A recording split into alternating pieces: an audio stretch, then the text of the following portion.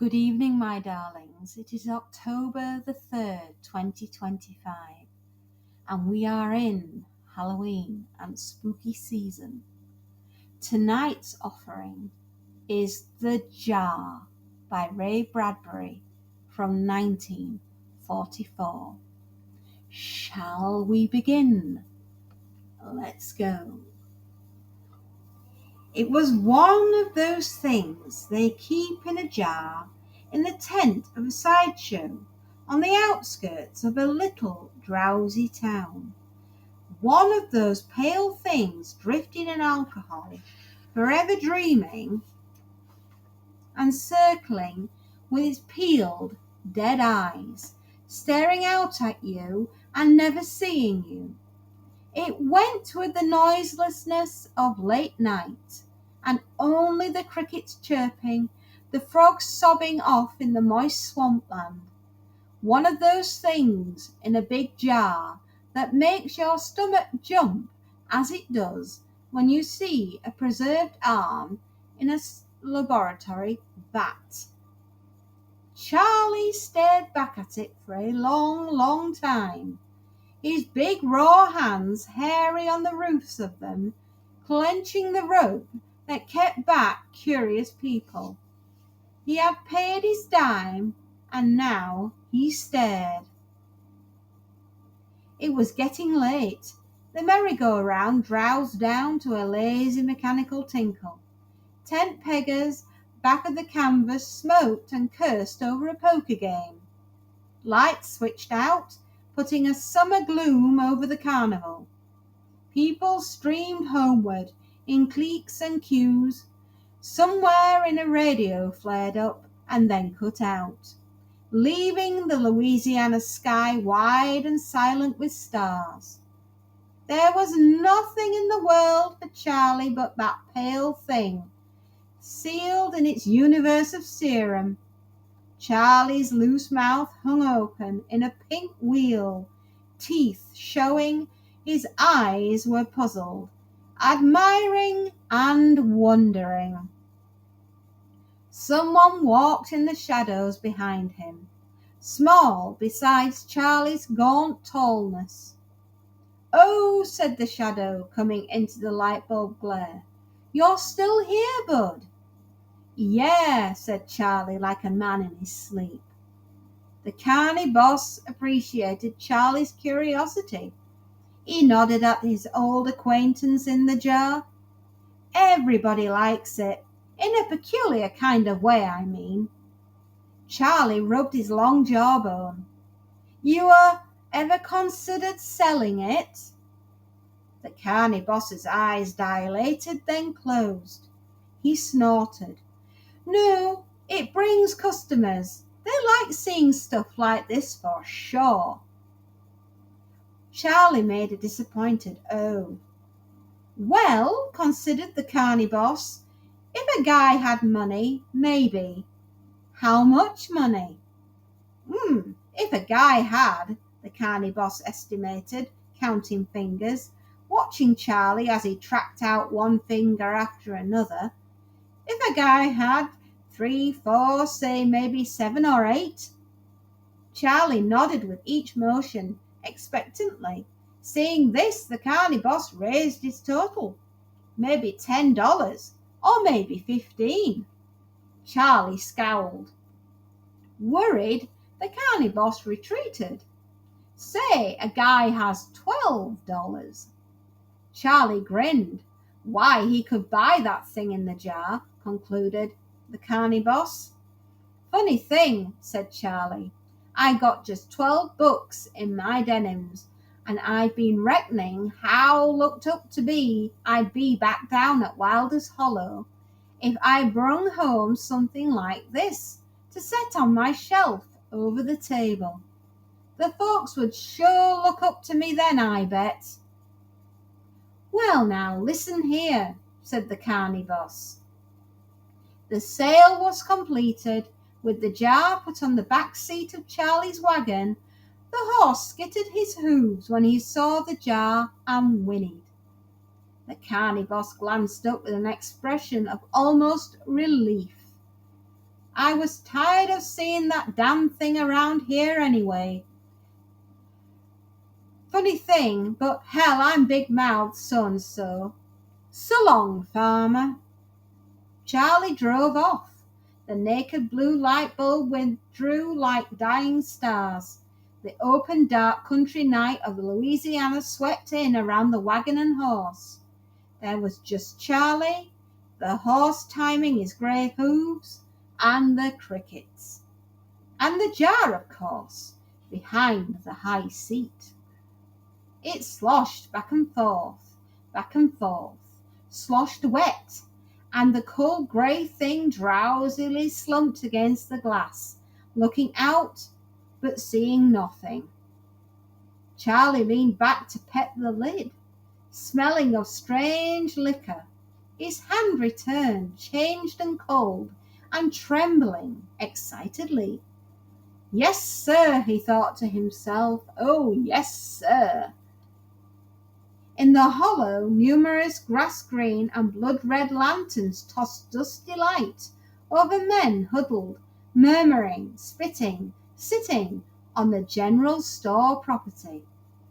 They knew the creak bumble of Charlie's wagon, and did not shift their raw drab-haired skulls as he rocked to a halt.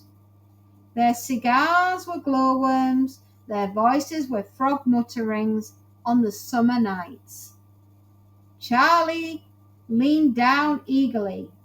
"Hi, Clem. Hi, Milt." "Hello, Charlie," they murmured. The political conflict continued, and Charlie cut it down the seam. "I got something here. I got something you might want to see." Tom Cardamy's eyes glinted green in the lamplight from the general store porch. It seemed to Charlie that Tom Cardamy was forever installed under porches in shadow, or under trees in shadow, or if in a room, then in the farthest corner, shining his eyes out to you from the dark. And every time they looked at you, they laughed in a different way. "You ain't got nothing we wants to see, baby doll." Charlie made a fist and looked at it. "Something in a jar," he went on. "Looks kind of like a brain, kind of like a pickled jellyfish. Kind of well, come see for yourself." Someone snicked a cigar into a fall of pink ash and ambled over to take a look. Charlie grandly elevated the jar lid, and in uncertain lantern light the man's face changed. "Hey now, what the hell is this?" It was the first thaw of evening. Others shifted lazily upright, leaned forward. Gravity pulled them into walking. They made no effort except to put one shoe in front of the other to keep them from collapsing upon their unusual faces. They circled the jar and its contents, and Charlie, for the first time in his life, seized on some hidden strategy and crashed the glass lid shut. "You want to see more? Drop around my house. I'll be there," he declared generously. Tom Cardamy spat from his porch side. "Ha! Let me see that again," cried Grandpa Medno. "Is it an octopus?" Charlie flapped the reins. The horse stumbled into action. "Come on around. You are welcome." "What will your wife say?" "She'll kick the tar off our heels." But Charlie and the wagon were gone over the hill. The men stood, all of them, chewing their tongues, squinting up the road in the dark, and Tom Cardamy swore softly from the porch. Charlie climbed the steps of his shack and carried the jar into its throne in the living room, thinking that from now on this lean-to would be the palace with an emperor. That was the word, emperor, all cold and white and quiet, drifting in his private pool, raised, elevated upon a shelf over a ramshackle table. The jar, as he watched, burnt off the cold mist that hung over this place on the rim of the swamp. What have you got there? Teddy's thin soprano turned him from his awe. She stood in the bedroom door, glaring out, her thin body clothed in faded blue gingham, her hair drawn in a drab knot behind her ears. Her eyes were faded like the gingham. Well, she repeated, what is it? What's it look like to you, Teddy? She took a thin step forward, making a slow, indolent pendulum of hips, her eyes intent upon the jar, her lips drawn back to show feline milk teeth. The dead, pale thing hung in its serum. Teddy snapped a dull blue glance at Charlie and then back at the jar, once more at Charlie and once more to the jar. Then she whirled quickly. It looks just like you, Charlie, she cried, and the bedroom door slammed. The reverberation did not disturb the jar's contents, but Charlie stood there longing after his wife, heart pounding frantically. Much later, when his heart slowed, he talked to the thing in the jar. I work the bottom land to the buckbone every year, and she grabs the money and runs off down home, visiting her folks 9 weeks at a stretch. I can't keep hold of her. Her and the men from the store, they make fun of me. I can't help it if I don't know how to hold on to her. Damn it, but I try. Philosophically, the contents of the jar gave no advice. Charlie, someone stood in the front yard door. Charlie turned, startled, then broke out a grin. It was some of the men from the general store. Charlie, we thought, well, we came up to have a look at that stuff you've got there in that jar. July passed warm and it was August. For the first time in years, Charlie was happy as tall corn growing after a drought. It was gratifying of an evening to hear boots shushing through the tall grass. The sound of men spitting into the dirt prior to the setting foot on the porch.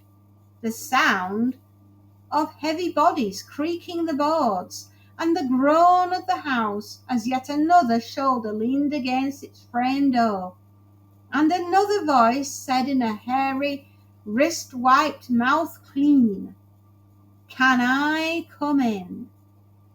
With elaborate casualness, Charlie invited the arrivals in, and there'd be chairs, soap boxes for all, or at least carpets to squat on.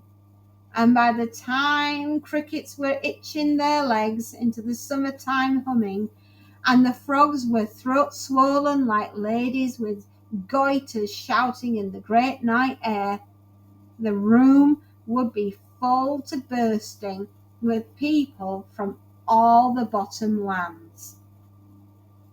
At first, nobody would say anything. The first half hour of such an evening, while people came in and got settled, was spent in carefully rolling cigarettes, putting tobacco neatly into the rut of the brown paper, loading it, tamping it, and as they loaded and tamped and rolled, their thoughts and fears and amazements for the evening, it gave them time to think. You could see their brains working behind their eyes as they fingered the cigarettes into smoking order. It was a kind of rude church gathering.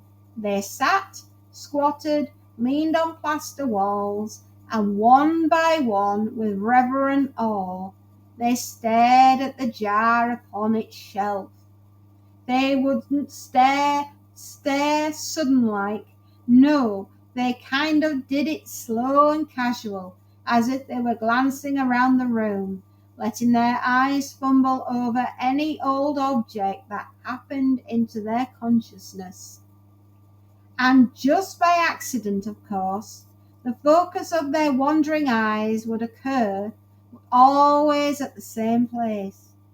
After a while, all eyes in the room would be fastened to it, like pins stuck in some incredible pincushion, and the only sound would be someone sucking a corn cob, or the children's barefoot scurry on the porch planks.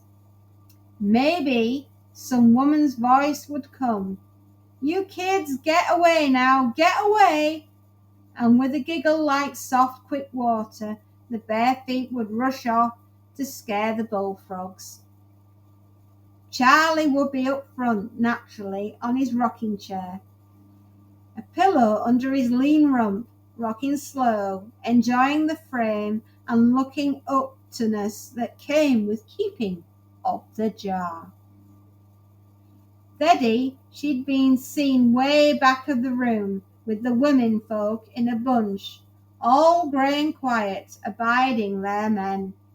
Teddy looked like she was ripe for jealous screaming, but she said nothing, just watched men tromp into her living room and sit at the feet of gentle Charlie, staring at his here holy grail-like thing. And her lips were set cold and hard, and she spoke not a civil word to anybody. After a period of proper silence, someone, maybe old Gramps Medno from Crick Road, would clear the throat from a deep cave somewhere inside of himself and lean forward, blinking, wet his lips, and there'd be a curious tremble in his calloused fingers. This would cue everyone to get ready for the taking to come to the ears were primed. People settled like sows in the warm mud after a rain. Gramps looked a long while, measured his lips with his lizard tongue, and then settled back and said, like always, in a high, thin old man's tenor, "Wonder what it is. Wonder if it's a he or a she, or just a plain old it. Sometimes I wake up nights, twist on my corn mattin, and think about that jar setting here in the long dark.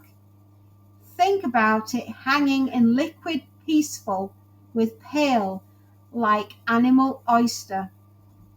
Sometimes I make a maw, and we both think on it." While talking, Gramps moved his fingers in a quavering pantomime.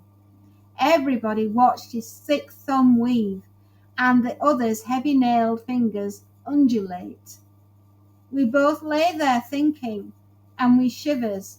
Maybe a hot night, trees sweating, mosquitoes too hot to fly here, but we shivers just the same and turn over trying to sleep. Gramps lapsed back into silence, as if his speech was enough from him. Let some other voice talk the wonder, awe, and strangeness. Duke Marmer from Willow Sump wiped sweat off his palms on the rounds of his knees and softly said, "I remember when I was a runnel-nosed kid, we had a cat who all the time was making kittens. Lord Almighty, she had a litter any time she jumped around and skipped a fence." Duke spoke in a kind of holy softness, benevolent. "Well, we give the kittens away, but when this one particular litter busted out, everybody within walking distance had one, two, our cats by gifted already. So Ma busied on the porch with a big 2-gallon glass jar, filling it to the top with water. Ma said, Duke, you drowned them kittens. I remember I just stood there. The kittens mewed, running around, blind, small, helpless and funny, just beginning to get their eyes open. I looked at Ma and I said, not me, Ma, you do it. But Ma turned pale and said it had to be done, and I was the only one handy, and she went off to stir the gravy and fix the chicken. I picked up one of the kittens. I held it. It was warm. It made a mewing sound. I felt like running away and not ever coming back. Duke nodded his head now, eyes bright, young, and seeing into the past, making it new, shaping it with words, smoothing it with his tongue. I dropped the kitten in the water. The kitten closed his eyes, opened his mouth, trying for air. I remember how the little white fangs showed. The pink tongue came out, the bubbles with it, in line to the top of the water. I know to this day that way that kitten floated after it was all over, drifting around, slow and not worrying, looking out at me, not condemning me for what I had done, but not liking me either. Oh, hearts jumped quick. Eyes swiveled from Jake to the shelled jar, back down and up again apprehensively. A pause. Jaddo, a black man from Heron Swamp, tossed his ivory eyeballs like a dusky juggler in his head. His dark knuckles knotted and flexed. Grasshoppers alive! You know what that is. You know what it is, I tells you. That be the centre of life. Sure enough, Lord believe it me so.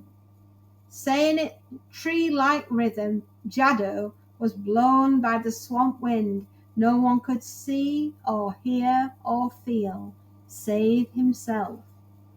His eyeballs went round again, as if cut free to wander. His voice needed a dark threaded pattern, picking up each person by the lobes of their ears and sewing them into one unbreathing design. From that lying back in the Mindaboo sump, all sort of things crawl out. It put out a hand, it put out feet, it put out tongue and horn, and it grow, little bitty amoeba, perhaps. Then a frog with a bulged throat fit to burst, he cracked his knuckles. It slobbered on to its gummy joints, and in it, am human. That am the centre of creation. That am Mimbadoo Mama, from where we all come 10,000 years ago, believe it. 10,000 years ago, whispered Granny Carnation. It am old. Looky me. I don't want to worry no more. It no better. It hang like a pork chop in frying fat. It got an eye to see with, but it don't blink 'em. They don't look fretted, do they? No, ma'am. It no better. It known that we done come for it, and we was going back to it. What colour eyes does it have? Grey. No, green. What colour hair? Brown, black, red, grey. And Charlie would give his drawing opinion. Some nights he'd say the same thing, some nights not. It didn't matter. When you said the same thing night after night in the deep summer, it always sounded different. The crickets changed it, the frogs changed it, the thing in the dark changed it, Charlie said. What if an old man went back to the swamp, or maybe a young kid, and wandered around for years and years, lost in all that dripping, on the tails and the gullies, in them cold, wet ravines, in the night sky turning pale, and making cold and shrivelling up. Being away from the sun, he'd keep withered away, and up finally into a muck hole and lay in the scum like a maggot. Skeeters slipping in sump water. Why, for all we can tell, this might be someone we know, someone we passed a long time ago. A hissing from among the womenfolk back in the shadows. One woman standing, eyes shining, fumbled for her words. Her name was Mrs. Tridden, and she murmured, "Lots of little kids run stark naked to the swamp every year. They runs around and never comes back. I almost got lost myself. I lost my little boy Foley that way. You don't suppose." Breath was snatched through nostrils, constricted and tightened. Mouths turned at the corners and bent hard, clinching muscles. Head turned on celery stalks, and necks and eyes read her horror. And hope. It was Mrs. Tridden's body wire taut, holding onto the wall back of her with her fingers stiff. "My baby," she whispered. She breathed out. "My baby, my Foley, my Foley. Is that you, Foley? Tell me it's you, baby. Tell me it's you." Everybody held their breath, turning to see the jar. The thing in the jar said nothing. It just stared blind, white upon the multitude. A deep in the raw-boned bodies, a secret fear, like a spring thaw, and the resolute calmness and belief as easy humbleness, was gnawed and eaten by that juice, and melted away in a torrent. Someone screamed. It moved. "No, it didn't move. It's just your eyes playing tricks. Honest to God, it moved, it moved." "Hush now, it's been dead a long time. Maybe since before you were born." "He made a sign," screamed Mrs. Tridden. "That's my Foley, my baby you've got there." The sobbing broke from her. "Now, Mrs. Tridden, there now. Set yourself down. Stop shaking. Ain't no more your child than it is mine. There, there." One of the womenfolk held her and faded out the sobbing into jerked breathing and fluttering of her lips in butterfly quickness. When all was quiet again, Granny Carnation, with a withered pink flower in her shoulder-length grey hair, sucked the pipe in her trap mouth and talked around it, shaking her head to make her hair dance in all the light. All this talking and shoving words like not we'll never find out, never know what it is. If it's magic, if it's a trick like a magician do at shows, once you find it, it ain't no more fun. The innards of a jackabob will come a-collecting around here every 10 nights or so, talking, and stands to reason if we spied out what the damn thing is, there'd be nothing to chew about there. So there." "Well, damn to hell," rumbled a bull voice. "I don't think it's nothing." Tom Cardamay, standing as he always did in the shadows, out of the porch, just his eyes staring in, his lips laughing at you dimly, mocking you. His laughter, he said it was nothing. In that jar but a bunch of old jellyfish from a sea cove, and rotting and stinking fit to whelp. "You might be jealous, Cousin Cardamay," said Charlie.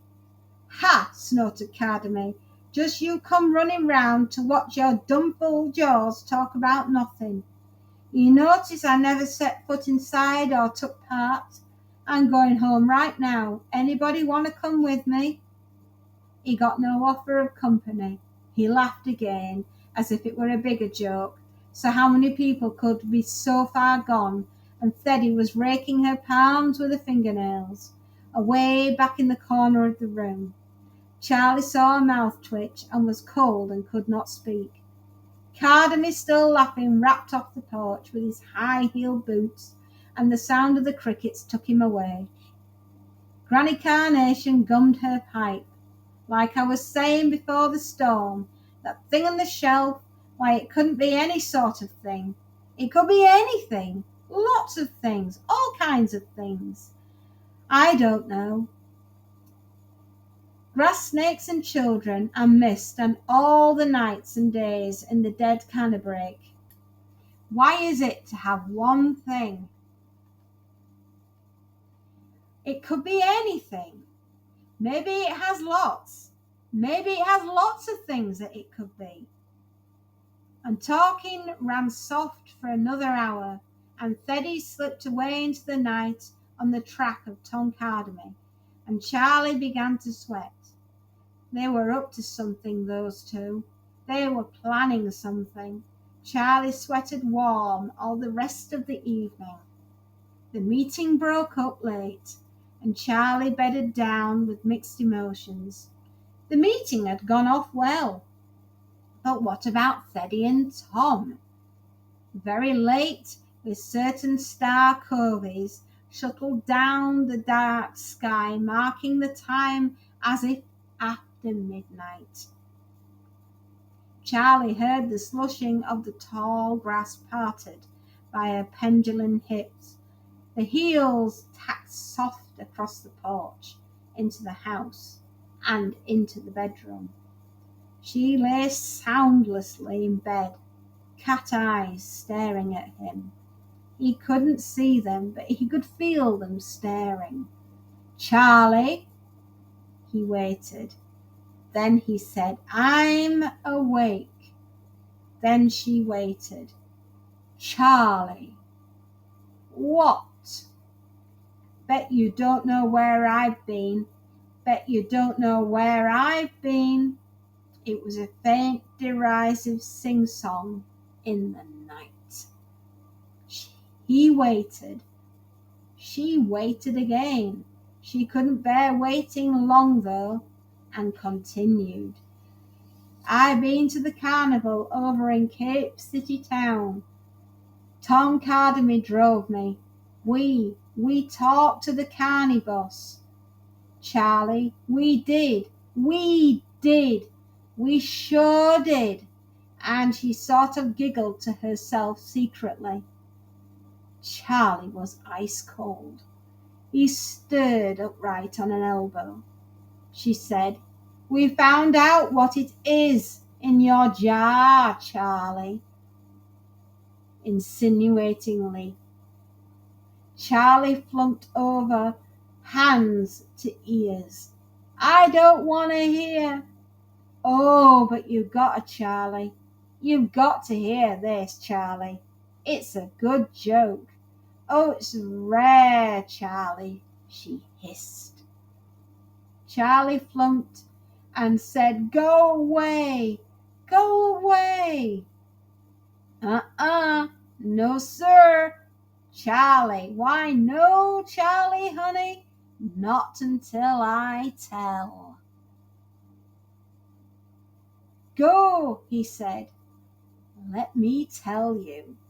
We talked to that carny boss, and he liked to die laughing. He said he sold that jar and what was in it to some hick for $12, and it ain't worth more than $2 at most. Laughter boomed in the dark, right out of her awful mouth, an awful kind of laughter. She finished it quick. It's just junk, Charlie. Rubber, papier-mâché, silk, cotton, boric acid, that's all. Got a metal frame inside, that's all it is. Charlie, that's all it is, she shrilled. No. He sat up swiftly, ripping sheets apart with big fingers, roaring. I don't want to hear. I don't want to hear. He bellowed over and over. She said, Wait till everyone hears how fake it is. Won't they laugh? Won't they flap their lungs? He caught her wrists. You ain't gonna tell them. You wouldn't want me to be known as a liar, would you, Charlie? He flung her off and away. Why don't you leave me alone, you dirty, jealous, mean of everything I do? I took shine off your nose when I brung the jar home. You didn't sleep right till you ruined things." She laughed. "Then I won't tell anybody," she said. He stared at her. "You spoiled my fun. That's all that counted. It don't matter if you tell the rest, I know. And I'll never have no more fun. You and that Tom Carden, I wish I could stop him laughing. He's been laughing for years at me. Well, you just go tell the rest, the other people now. Might as well have your fun." He strode angrily, grabbed the jar so it sloshed, and would have flung it on the floor, but he stopped trembling and let it down softly on the spindly table. He leaned over it, sobbing. If he lost this, the world was gone, and he was losing Teddy too. Every month that passed, she danced further away, sneering at him, funnying him. For too many years her hips had been the pendulum by which he reckoned the time of his living. But other men, Tom Carden for sure, were reckoning time from the same source. Teddy stood waiting for him to smash the jar.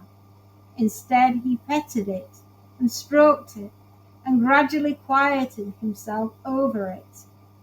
He thought of the long good evenings in the past month, those rich evenings of friends and talk, moving about the room.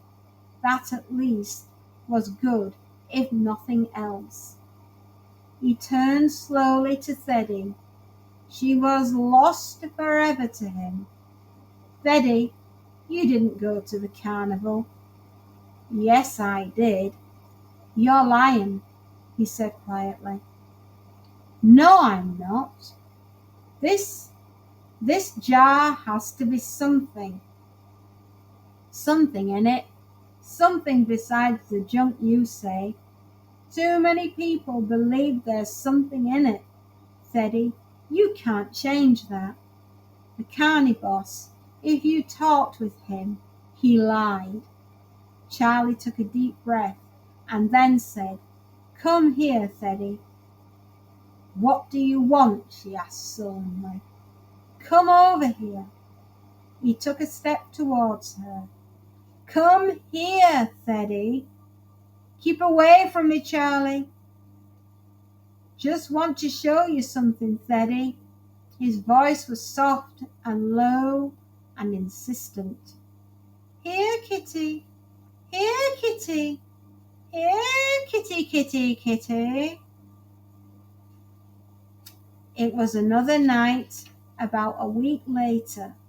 Grandpa Medno and Granny Carnation came, followed by young Duke and Mrs. Tridden, and Jadoo and the black man, followed by all the others, young and old, sweet and sour, creaking into chairs, each with his or her thought, hope, fear, and wonder in mind, each not looking at the shrine, but saying hello softly to Charlie. They waited for the others to gather. From the shine of their eyes, one could see that each saw something different in the jar. Something of the life and the pale life and afterlife, and the life in death and the death in life. Each with his story, his cue, his lines, familiar, old, but new. Charlie sat alone. "Hello, Charlie." Somebody peered into the empty bedroom. "Your wife gone off again to visit her folks?" "Yeah, she run for Tennessee. Be back in a couple of weeks. She's the darndest one for running, you know, Teddy. Great one for jumping around, that woman." Soft voices talking, getting settled, and then quite suddenly walking on the dark porch. and shining his eyes in at the people. Tom Cardamy. Tom Cardamy standing outside the door, knees sagging and trembling, arms hanging and shaking at his side, staring into the room. Tom Cardamy not daring to enter. Tom Cardamy with his mouth open but not smiling, his lips wet and slack, not smiling, his face pale as chalk, as if it had been sick for a long time. Gramps looked up at the jar, cleared his throat and said, "Why, I never noticed so definite before. It's got blue eyes." "It always had blue eyes," said Granny Carnation. "No," whined Gramps. "No, it didn't. They was brown last time we was here." He blinked upward, "And before another thing, and it's got brown hair. Didn't have brown hair before." "Yes, it did," sighed Mrs. Tridden. "No, it didn't." "Yes, it did." Tom Cardamy shivering in the summer night, staring in at the jar. Charlie glancing up at it, rolling a cigarette, casually, all peace and calm, very certain of his life and thoughts. Tom Cardamy alone, seeing things about the jar he never saw before. Everybody seeing what he wanted to see, all thoughts running in a fall of quick rain. "My baby, my little baby," thought Mrs. Tridden. "A brain," thought Gramps. The black man jiggers his fingers. "Midimam bamboo, mama." A fisherman pursed his lips. "It's a jellyfish." "Kitten, here, kitty, kitty, kitty," the thoughts drowned, clawing in Duke's eyes. "It's a kitten." "Everything and anything," shrilled Granny's wheezing thoughts. "The night, the swamp, death, the pale things, the wet things from the sea." There was a silence, and then Grandpa whispered, I wonder if it's he or a she or just a plain old it." Charlie glanced up, satisfied, tamping his cigarette, shaping it to his mouth. He looked at Tom Cardamy, who would never smile again, in the door. "I reckon we'll never know. Yeah, I reckon we won't." Charlie shook his head slowly and settled down with his guests, looking and looking at the jar. It was just one of those things they keep in a jar, in the tent of a sideshow, on the outskirts of a little drowsy town. One of those pale things, drifting in alcohol, forever dreaming and circling, with its peeled dead eyes, staring out at you and never seeing you. Thank you, my darlings. I truly hope you enjoyed The Jar from 1944. It's one of those creepy little stories. I wonder what is in the jar. I don't think we will ever find out. Now, if you like what I do, you can give me a thumbs up. And if you really like what I do, you can always give me a follow and come back next week for another terror tale from the pen of Ray Bradbury. Good night, my darlings. Good night.